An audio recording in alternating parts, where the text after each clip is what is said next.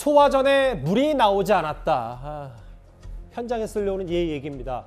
어제 대전의 한 대형 아울렛 화재 참사로 모두 7명이 숨졌습니다. 오늘부터 본격적인 합동 감식이 시작이 됐는데요.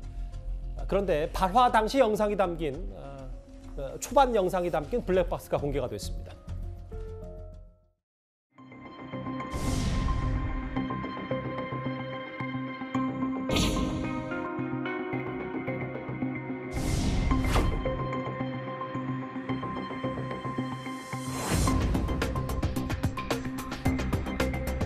순식간이었어요. 한 2, 30초도 안 걸린 것 같아요. 그러니까 순식간에 이제 검은 연기가 차단이 가라앉아갖고 땅만 보고서 올라오는 상황이라서.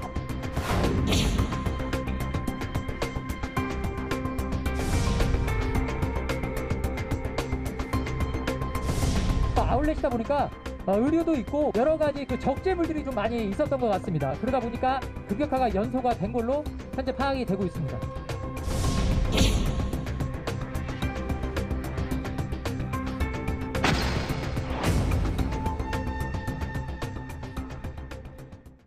아, 20초 만에 큰 불이 나면서 화재 검은 연기가 불같이 피어올랐다라는 얘기가 많아서요, 현장에서.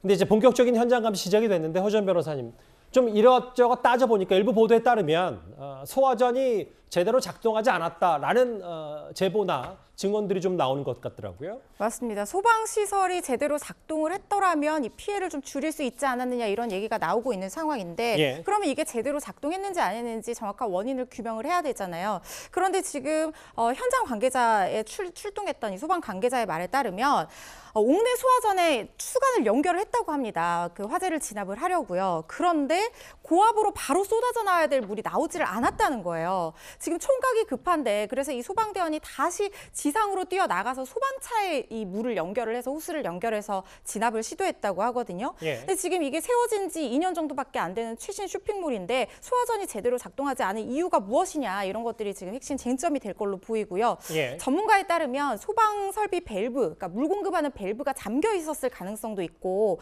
또 배관이나 펌프에 이상이 있었을 가능성도 있다고 하는데 근데 문제는 이 옥내 소화전이 작동을 하지 않으면 스프링클러도 이 같은 배관을 공유를 하기 때문에 같이 작동하지 않았을 가능성이 지금 있습니다.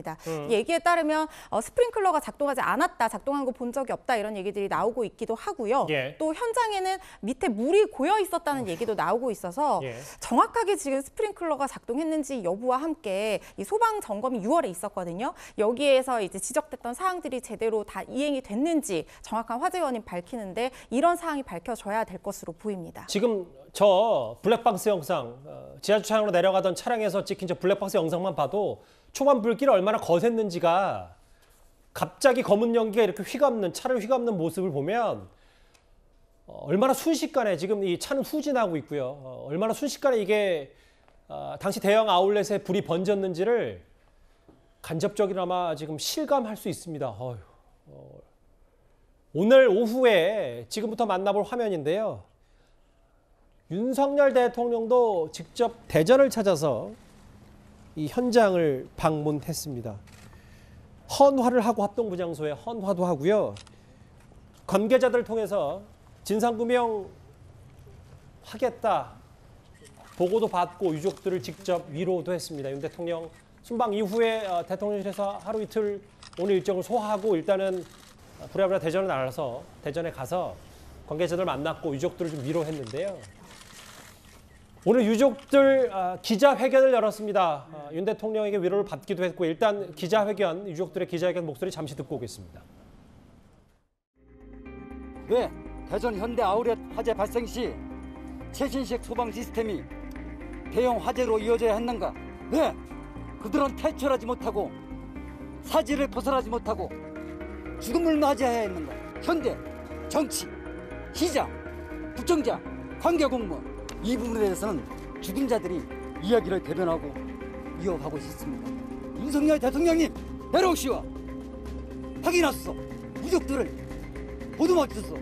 35선 청년이 꽃도 못 피우고 부모 곁을 떠났습니다. 가족을 잃은 유족들의 마음을 어떻게 헤아릴 수 있겠습니까? 네, 노돌 교수님, 여러 안타까운 사연들이 좀 전해지고 있는데 퇴근 1시간여 남긴 상황에 참배를 당했던 신입사원도 있고요. 본인이 화재 직후에 소방시설 점검하고 대피 방송하느라고 정작 자신은 못 빠져나왔다. 업체 직원 B씨 병원에 이송됐으나 지금 의식불명 중상이다. 이런 안타까운 소식들이 좀 전해집니다. 네, 우선 고인들의 명복을 빌고요. 유족들께 애도와 위로 말씀드립니다. 지난번 폭우 피해도 그렇고 이런 사고 발생하면 늘 피해 중심에 있는 게 우리 사회 취약계층들이죠. 예. 이번에도 마찬가지인 것 같습니다. 하역 작업을 담당하던 그런 분들, 청소 담당하던 분들 그런 것 같은데 이게 자꾸 안타깝다고만 얘기하고 이런 사고가 반복되면서 이거 뭐라고 참 얘기할지 모르겠어요. 이걸 질타하고 뭐 매번 얘기해도 이렇게 도저히 이렇게 안 되는지 정말 말이 안 됩니다. 이게 또 최신 건물이라는 거 아니에요. 예.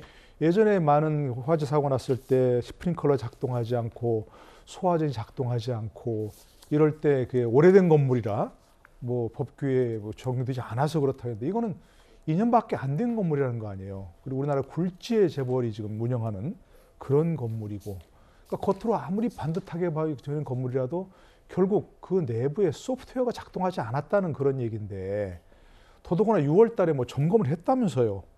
그런데 이게 왜 이런 일이 벌어지는지 도저히 이해할 수 없고요. 이런 얘기 좀 전하지 않았으면 좋겠다는 생각이 들어서 뭔가 대대적으로 뭐 근본적인 대책을 좀 마련해야 하지 않는가 이런 생각이 듭니다.